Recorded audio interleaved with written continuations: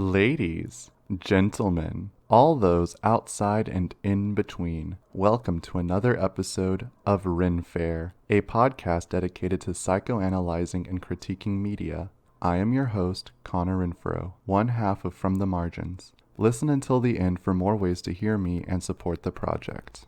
We are now halfway through Teen Wolf, and the second half is a completely different beast. Crystal Reed is taken out of the opening credits. Shelley Hennig, who plays Malia, and Arden Cho, who plays Kira, get added in. The actors for Isaac, Danny, and the twins all left the show. Do you even remember Danny? Those are just the material realities of making a television show. Problems in the production are reflected in the product, and the quality of that product goes on to dictate the resources provided to the production cycle of the continued product. Kind of sounds like dialectical materialism, right? Okay, that was a stretch. Dialectical materialism, by the way, is the central tenet of Marxist theory. It posits that all of human history is a series of conflicts over resources, the material conditions. What man has, he uses to shape his environment, which in turn replicates the resources man has. But that's kind of boring, right? Let's talk about money. As far as I'm concerned with this literary critique of Teen Wolf's fourth season, Marxists care about three things: money, class conflict, and control. Yes, I am reducing. We've viewed shapeshifters as queer, as mothers, and as a race. Today, we're viewing them as a separate class from humans. What does that entail? Well, class struggle in a Marxist sense represents two groups battling over control of the resources. The easiest example is the conflict between the working class and the owning class, the proletariat versus the bourgeoisie. The owners own the means of production, The land, the tools, the factories, etc. while the workers rent out their labor to generate profit for the owners. The owners will take a bigger share of the profits and only give a small fraction to the workers to ensure they keep coming back and providing that labor. The material conditions favor the owners because they get rich simply by owning the means of production. The workers lose out because they have little to no say over their lives. They could organize, form unions, and argue for better wages, fewer hours, safer conditions, but they're always at risk because at the end of the day, they depend on the employment of the owners to make enough money for food and shelter. Of course, if enough of them get woke, and there's no foreign state like the US with a militarized police to hold them down, they could just, overthrow the owners and mutually own the means of production to ensure each gets their fair share? So, what are the material conditions of Beacon Hills? Humans live blissfully unaware of the supernatural, who are relegated to the shadows. There's no one-to-one labor allegory as far as I can tell. But that's not going to stop me from making some truly Olympic leaps in my logic. Then we're left with money and control. Money is easy. It's green paper we use to symbolize the exchange rates of goods.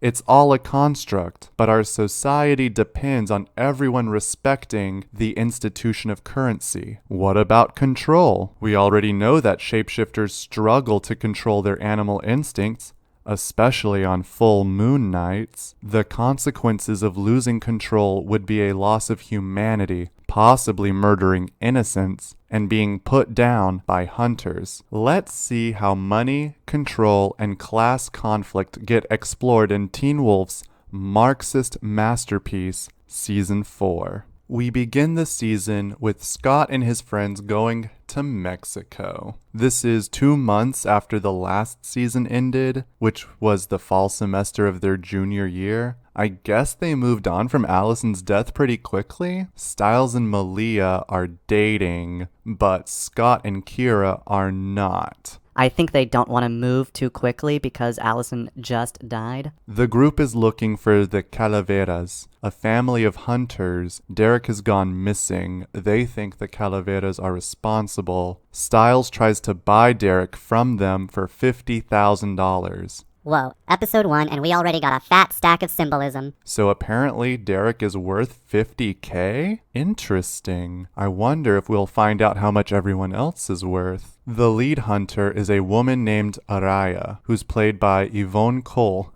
who's Jane's abuela from Jane the Virgin. I like to think that this is actually Jane's abuela and that this is just what she does when the camera isn't on her in Jane the Virgin. It's not that it's the same actress playing two characters, it's literally just the same person. Also, Tyler Posey, who plays Scott, did a stint on Jane the Virgin playing a bisexual dude that Jane briefly dates.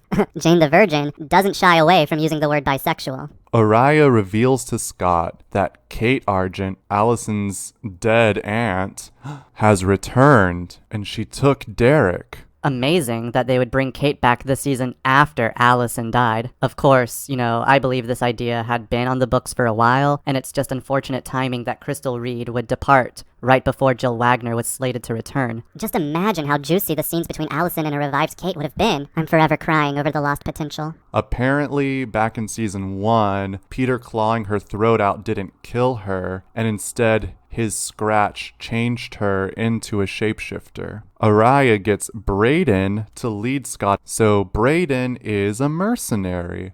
Somebody hired her to save Isaac from the Alphas in 3A. Then Deucalion hired her to save Derek from the Calaveras in 3B. And now the Calaveras have hired her to take Scott to Derek.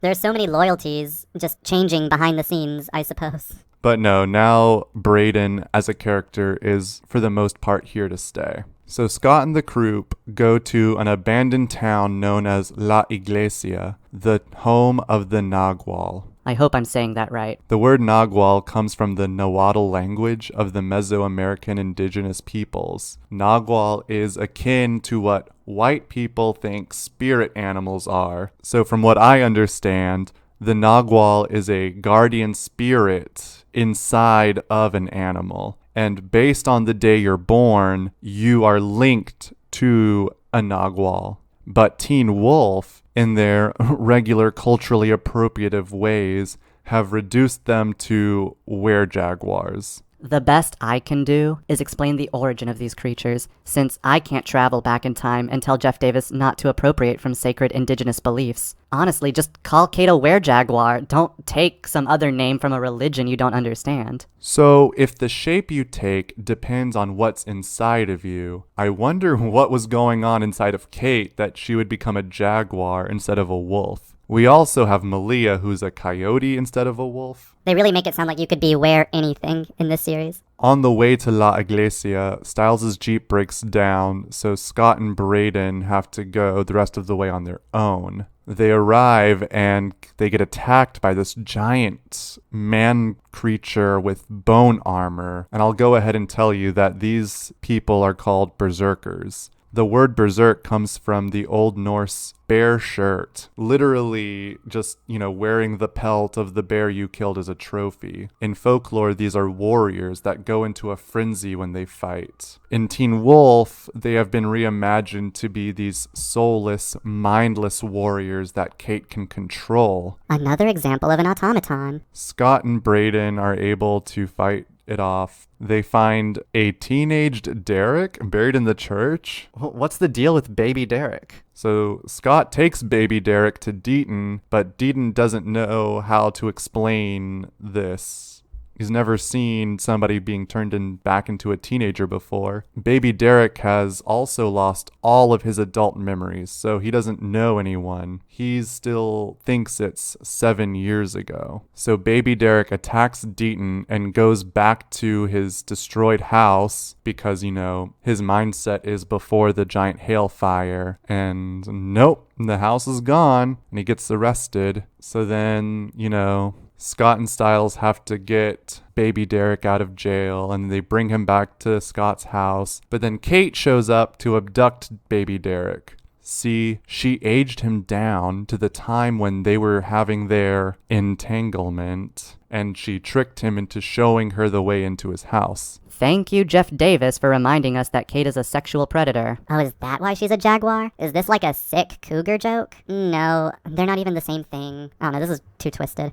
So Scott has to team up with Peter to put a stop to Kate's plan. Kate and Derek access the Hale family's vault underneath the high school. Why is the Hale family vault underneath the high school? Well, apparently the vault was there first. So the Hales are actually foundational to the history of Beacon Hills. Very interesting. Kate wants the Triskelion in order to learn control. That's an ancient doodad that Peter used to teach Derek how to control his shift. We find out that Kate can't control her jaguar self. Earlier we saw a scene where she lost control and killed a gas station attendant. But Peter explains that the Triskelion was only ever a trinket. Real control comes from finding an anchor. So Peter and Kate get into a fight, but then their fight is interrupted when a stranger throws this smoke grenade in there and they get it incapacitated, and you see his feet walk over to a safe and steal a briefcase. Kate manages to escape and Derek reverts to his normal age, but he has yellow eyes. Yo, how'd they do that? Your eyes turn blue when you take an innocent life because your soul gets tainted. Did Kate untaint Derek's soul? But he killed Paige before the whole Kate thing, so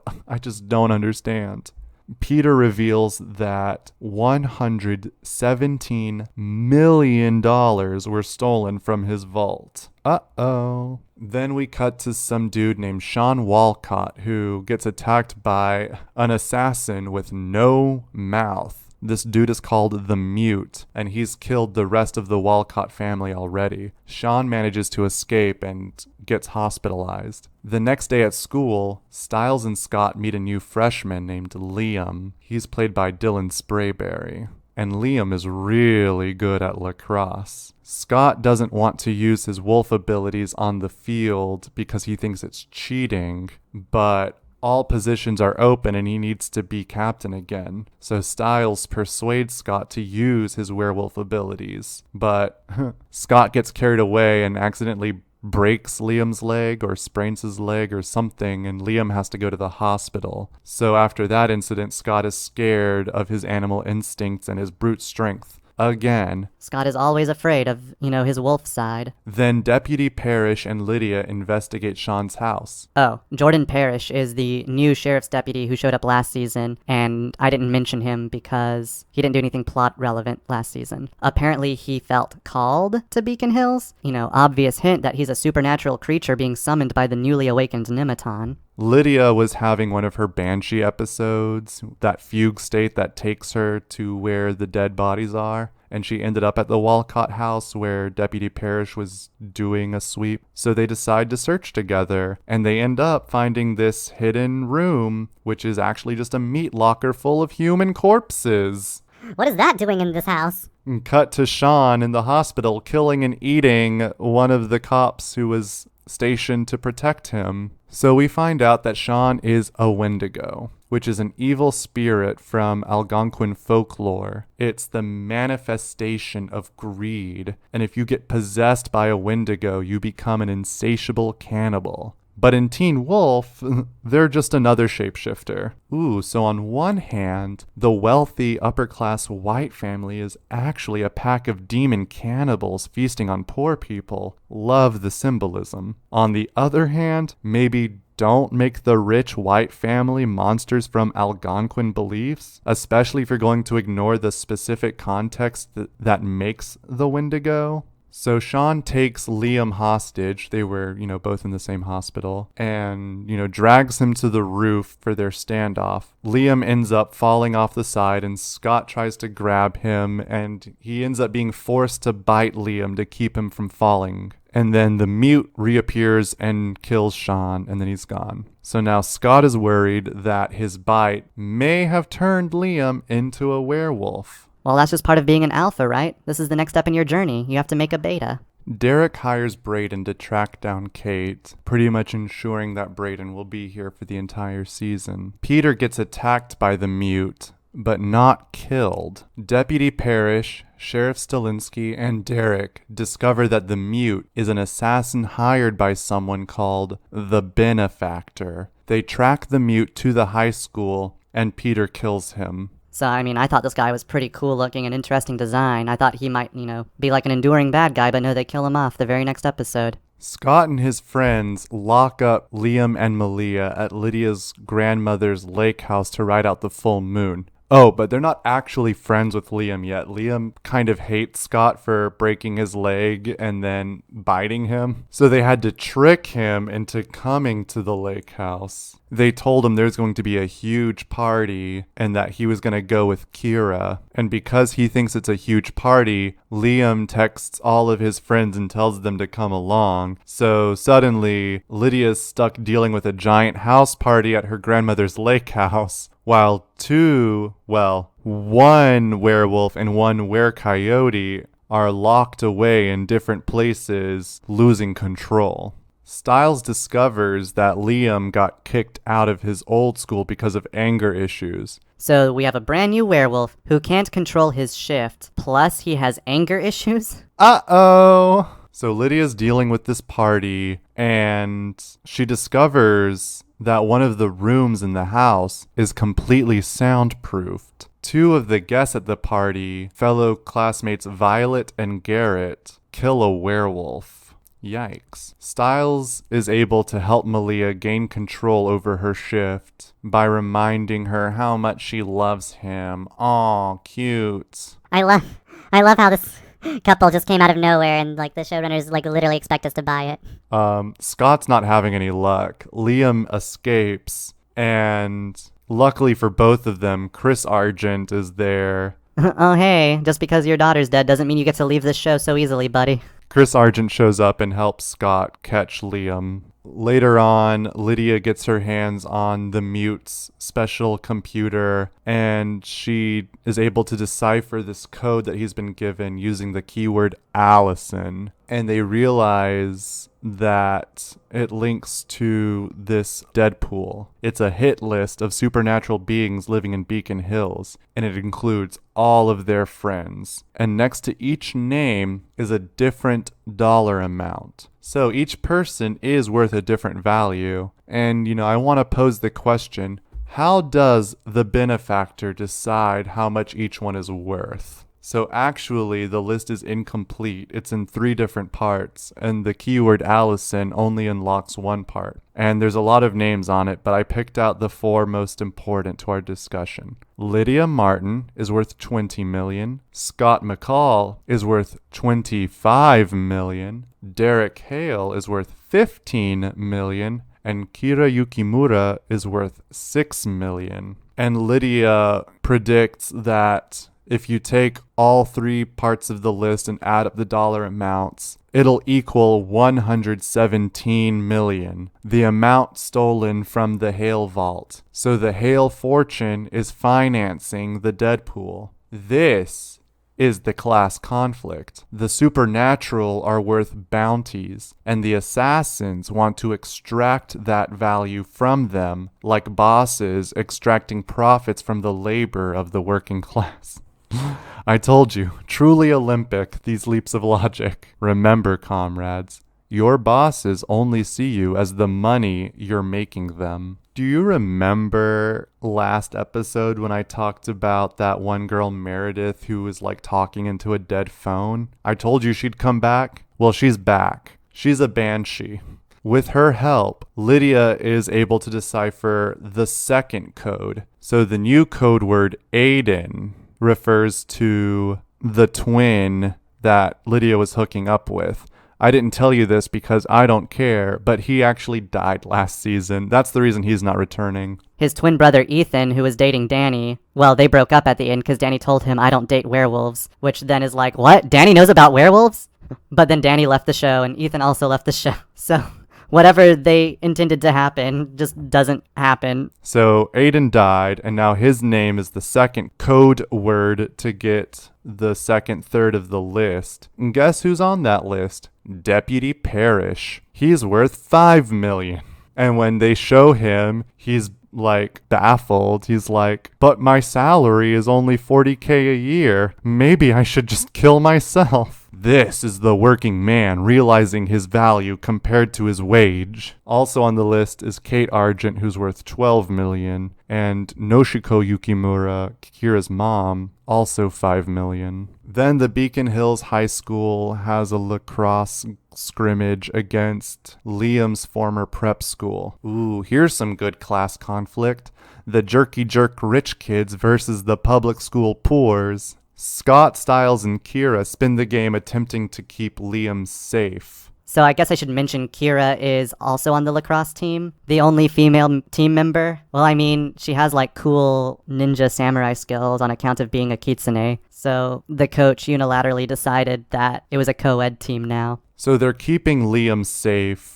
Number one, because his anger issues could cause him to turn into a werewolf on the field. Number two, they have reason to suspect that one of their classmates is an assassin. And they are right. I mean, Violet and Garrett from Lydia's party. But their target is actually Brett, Liam's nemesis from the prep school. So Violet uses Brett as bait and tries to take down Scott by herself since he's worth so much money. But I mean, he just like handily defeats her. She didn't stand a chance. So we find out that Violet and Garrett are members of a group of teenage serial killers who call themselves the Orphans. So I don't know if that means that the two of them are the orphans or if it's like a larger group and they're just two members of it. It doesn't really matter because they both die this episode anyway. Garrett attacks and poisons Liam, throws him into a well, and uses him as like leverage against Scott to help him free Violet from police custody. But Kate gets there first and kills Garrett, and then she later kills Violet too. And then Scott and Chris have to fight against Kate. And then Liam manages to do his little beta howl, and Scott hears him and rescues him, and it's super sweet. Derek is losing his wolf powers. So he gets Malia's help to hunt for another pack that he knows about, led by a woman named Satomi. And Satomi was actually in the Oak Creek internment camp with Noshiko. So they brought her back, and now she's an alpha and has her own pack. Lydia, Stiles, and Deputy Parrish go to Eichen House to get Meredith's help in finding the last cipher key, but she refuses and says the benefactor has ordered her not to help them. What? Meredith is in contact with the benefactor? It's okay, though, because Lydia is able to decipher the last part on her own. The code word is Derek. I think the scene happens like Stiles is like, well, the last two were people who are already dead. What if the next one is someone who's about to die? And Lydia's like, Derek's about to die, let's try his name. and then it works. What? Derek's about to die. Oh my god. The last part of the list includes Liam, Malia, and Meredith. So Malia is worth $4 million, and it's important that the list says Malia Hale, not Tate. Uh-oh, better not let Malia see this. Oh, right, they're keeping her biological father's identity a secret. I don't actually know why. Arming Malia with that knowledge would actually make her more wary of him, I think. Like, she just showed up, she doesn't really know how bad he is. But I mean, she did just get injected into the plot as a lead character with absolutely no buildup, so I can't really say what she would do in any circumstances. The writers are tying her up in as many plot threads as possible to distract viewers from noticing how completely flat her character is. Also of note is Liam Dunbar, who was originally worth $3 million, but then got changed to $18 million. Since Derek lost his powers, he was taken off the list, and his amount was added to Liam's. Liam wasn't even a werewolf until after the list was published, so I don't know why he had a $3 million bounty on him to begin with, much less $18 million by the time our heroes get their hands on the list. Peter reaches out to Kate and offers to teach her how to control the shift. Yeah, I guess he really is that bad. After Garrett and Violet are dead, Scott and Stiles find the money they received from the benefactor. I think it's like 15 million or like 50,000. I think it's 50,000. They're stuck with this conflict. Should they give it back to the Hales? Scott's mom is overdue on several bills. Stiles' stint at Eichen has saddled his dad with oodles of debt. The for-profit hospitalization and the medical industrial complex, maybe? The Yukimuras are considering moving back to New York, where Kira's dad was a professor at Columbia. Lydia's mom is having financial issues and they actually want to sell her grandmother's lake house. This is the first time I remember the show tackling its characters' socioeconomic struggles. For example, we haven't really asked how Melissa is able to afford this big suburban house on her own while working night shifts as a nurse. And I don't believe that issue will ever come up again once we move away from a plotline directly about money. Just the presence of money is enough to re-examine and recontextualize so much about our characters. Not to mention this is literal blood money. Back at the school, everyone except Lydia is taking the PSATs, but some kind of weird virus breaks out. Lydia's mom, who is suddenly an administrator at the school, immediately calls for a lockdown and brings in the CDC. Oh, if only she was in charge of the US's response to coronavirus and COVID-19. Scott, Malia, and Kira are dying, which leads Stiles to realize that the virus has been weaponized to only kill shapeshifters. To keep their identities hidden, they take refuge in the Hale vault under the school. Of course, only a Hale can open the vault, so they have to get Malia to open the door. And Scott says he can't do it because he can't control his shift. Stiles discovers that the assassin responsible for the virus is Julie's nerdy boyfriend from the Hulu original series Difficult People. Meanwhile, Deaton is confronted by Satomi at the animal clinic. She explains that most of her pack had been wiped out by the same virus, and she was the only one who was immune to it. Deaton figures out that the virus is a version of canine distemper, so a virus that only kills shapeshifters, which we're reading as the lower class. And to me, this reads as marginalized populations being disproportionately affected by outbreaks. Because of their lower socioeconomic status, they tend to be on the front lines for exposure. And because they've been marginalized, their symptoms aren't taken seriously, leaving them to fend for themselves, while more privileged groups can afford medical assistance and private doctors who can devote more resources to them. The fact that this virus singularly affects the supernatural and is possibly the most devastating attack against shifters this season just makes me recall how the US pandemic response has really failed our lower class communities and people of color. Reishi tea leaves are the cure. Go figure. Oh, and there just so happens to be a jar of them in the Hale vault. Using the last of his strength, Scott finds the tea leaves and breaks the jar, releasing the spores which cures the virus. Oh, but during the chaos, he accidentally dropped his copy of the Deadpool and Malia saw that her last name was Hale and deduced that Peter must have been her father. So she leaves the group. Yeah. Malia seeks out Peter to get information about her family, especially her biological mother. And then Peter reveals that her mother is the Desert Wolf, the lady that the Calaveras were after in 3B when they were torturing Derek and Peter. The Desert Wolf is Malia's biological mother. This might be the longest running character-driven subplot in the entire series. They've been planting information about this Desert Wolf since 3B, and we're not going to get closure on it until 5B. Derek reveals to Brayden that he lost all of his powers, so she teaches him how to use guns and fight without his abilities, and in the middle of it they have sex. Yeah, she's his love interest. Good for them.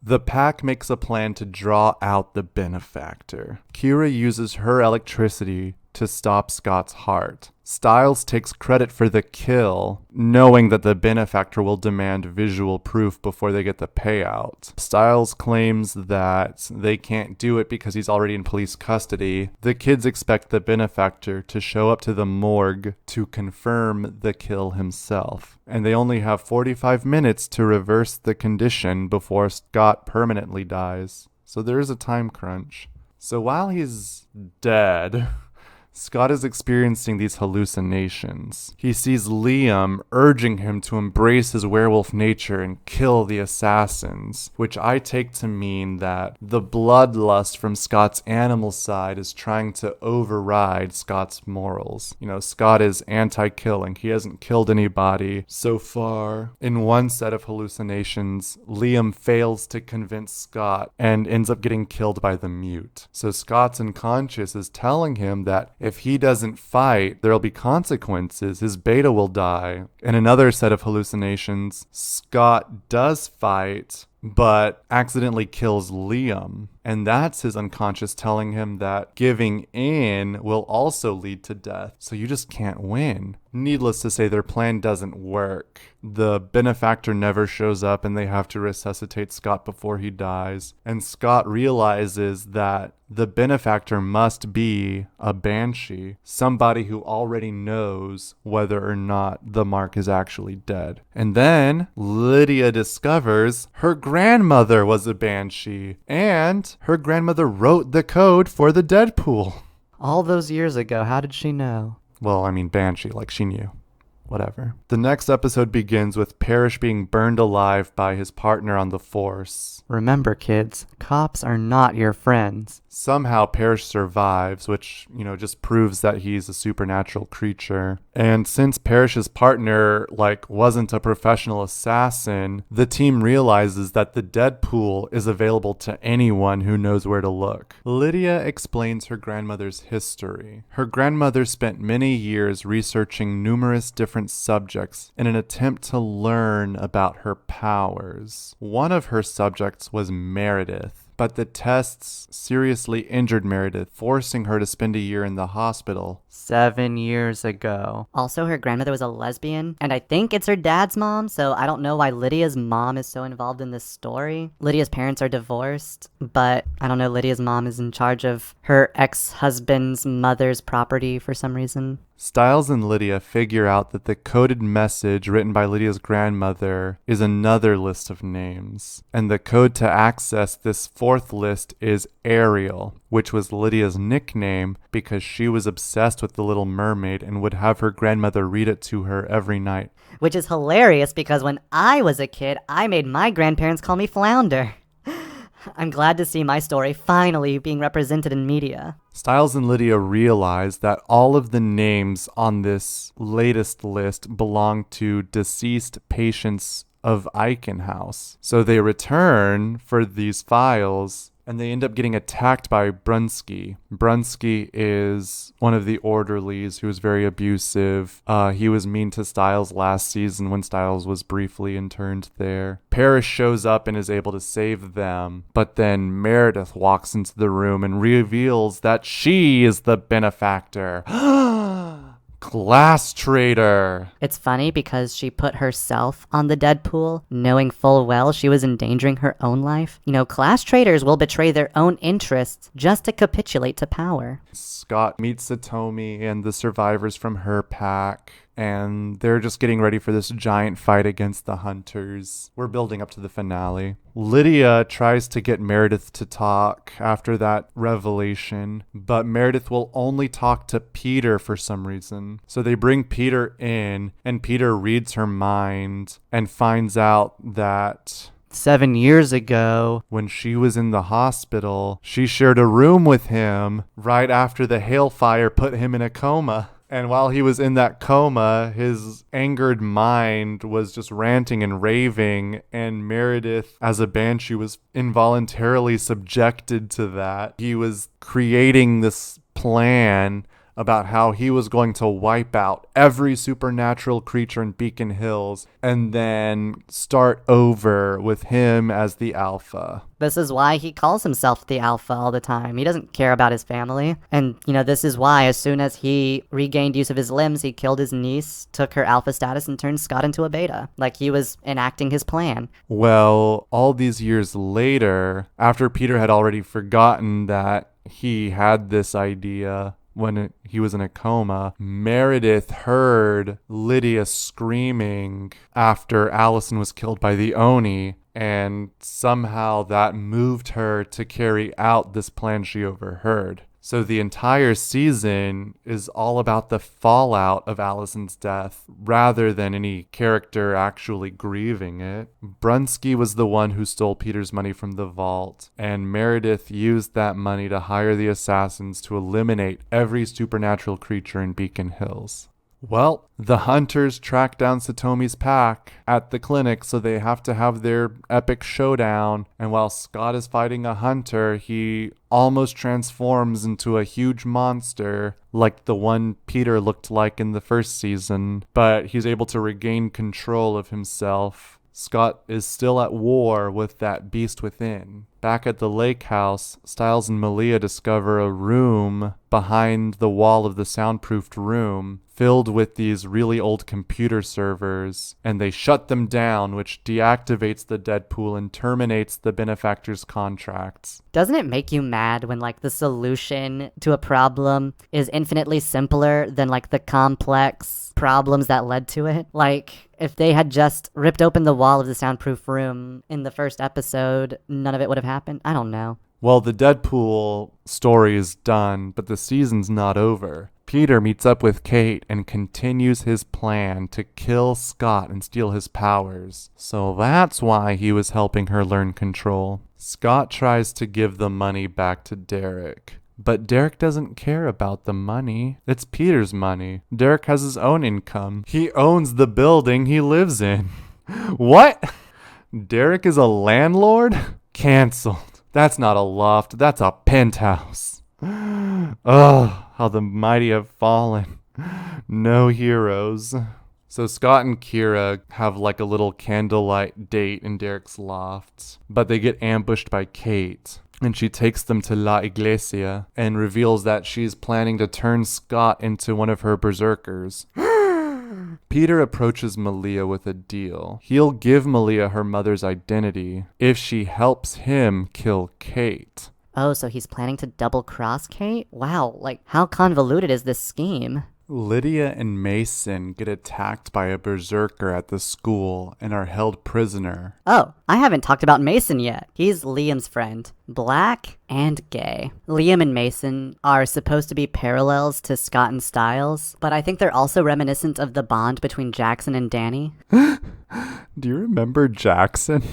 Anyway, so this is all part of Peter and Kate's plan. They can't let the Banshee near La Iglesia. You know, Lydia has to stay in Beacon Hills while everybody else goes to Mexico. It's okay though, because Sheriff Stilinski enters the school and destroys the berserker and saves Lydia and Mason. It's fine. But anyway, back in Mexico, the pack gets attacked by a berserker who is actually Scott.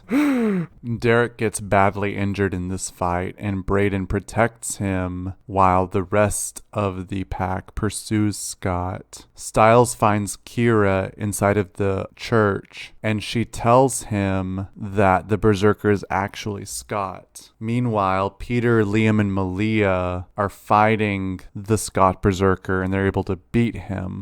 Oh, before going to Mexico, Peter actually told the team, when you're fighting a berserker, don't hold back, fight to kill. And that's because he wants them to kill Scott. But thanks to Stiles, Liam realizes that the berserker is Scott, and he's able to bring Scott's consciousness back and undo the brainwashing. And that's because the bond between an alpha and beta is stronger than whatever mind corruption Kate is doing. Peter is angry that his plan is failing, so he attacks Scott, and in that fight, Scott finally embraces his true nature and defeats Peter. With a season arc centered around controlling and repressing the beast within, we see the ultimate conflict resolve with embracing that inner nature. Dang, that would have been a good note with one of the identity-based frameworks. Embracing your class structure just doesn't have the same emotional gravity. So rather than rejecting and suppressing your sexuality, gender expression, or race, one of the strongest things you can do is accept it and synthesize it. For Marxism, you want to embrace your class comrades and unionize. It's more community conscious than individual. Scott embraces his identity, and it makes him a more complete person. Outside of the church, Kate attacks Brayden, but Chris, Parrish, and the Calaveras arrive, and then Derek It looks like he dies, but then he comes back with the ability to shift into a full wolf, just like his mom and his older sister were able to do. So he wasn't dying, he was actually just evolving. And now he can turn into a full wolf. And that's where we'll end. So in conclusion, Scott finally feels comfortable with his wolf side and can fully inhabit his alpha status. Derek has achieved the ability to completely transform, something we've only seen the most powerful Hales do, and Malia. Maybe she's a powerful Hale. For my closing analysis, I want to look at the monetary value assigned to each person on the list on the Deadpool. In the intro to this episode, I said money was just a symbol of the exchange rate. Somebody has to decide how much a dollar is worth and how many dollars each commodity is worth. And I asked, how does the benefactor decide how much each mark is worth? So the Teen Wolf fan wiki said it was based on power level. More powerful shifters would be more difficult to take down, and they warrant a larger reward. Well, okay, so shapeshifters are the marginalized class, but they have superpowers. These powers, then, can be viewed as a kind of social or cultural capital. They don't own the means of production, but aspects of their identities make them more valuable to culture. Recall the representation issue from last episode. People of color are a historically disadvantaged group. There is currently a huge push for representation in the media. Just one example. This is a liberal measure to correct historic systemic disadvantage by elevating people of color and their stories. Now, the color of their skin, which has long been a basis of their oppression, grants them a certain cultural capital and access to a platform. Did that seem cynical? Oh, I can get even more jaded. Neoliberal identity politics, rather than actually fixing any problem, are commodifying black struggle as products to be sold for profit while casting black creators as racialized authors. And who's really profiting off these stories being told? Yeah, the actors and writers are making their tidy salaries, but the buku bucks are going straight to the publishers, to the studio execs. Now, do we want more diverse representation in movies, television, and books? Yes, absolutely. But we should also remain critical of how capitalism appropriates and recuperates these stories. These progressive shifts in media are only being allowed because it profits the owning class. That's the cultural capital of the marginalized group. It's not for them to utilize to advance their own class interests. It's something the owning class can exploit.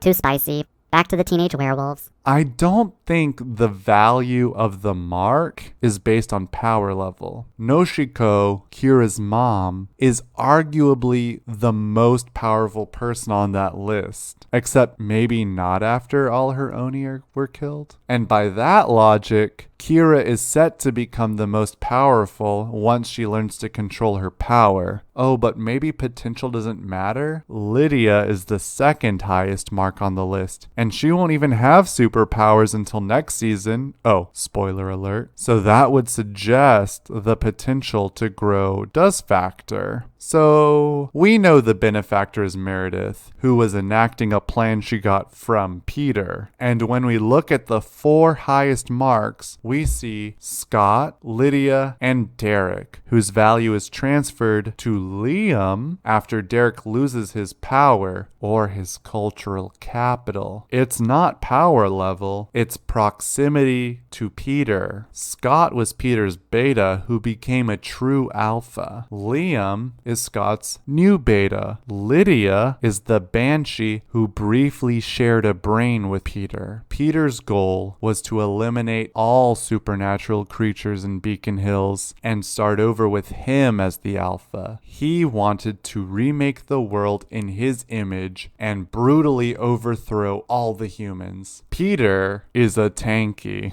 a ruthless authoritarian, one who would throw his comrades under the bus just to replicate the hierarchy, but with himself at the top. Any actual liberation movement must prioritize granting material resources to everyone. Capitalism engenders an environment of individualism where we are incentivized to rise to the top at the expense of our communities, but we should be endeavoring to raise the lowest among us up with us. If Peter was a true radical, he would have taken his $117 million and invested in shapeshifter communities to grant protection and resources for development. Instead, he tried to capture power for himself in order to become some kind of king. And don't think I'm letting Derek off the hook. Landlords are thieves. Rent is theft. But it is cool that he finally managed to become a full wolf. He's really been struggling lately, but now he has a new wolf body, a hot girlfriend, and a reason to live. It'd be a shame if his actor, I don't know, suddenly left the show at the pinnacle of the character's development.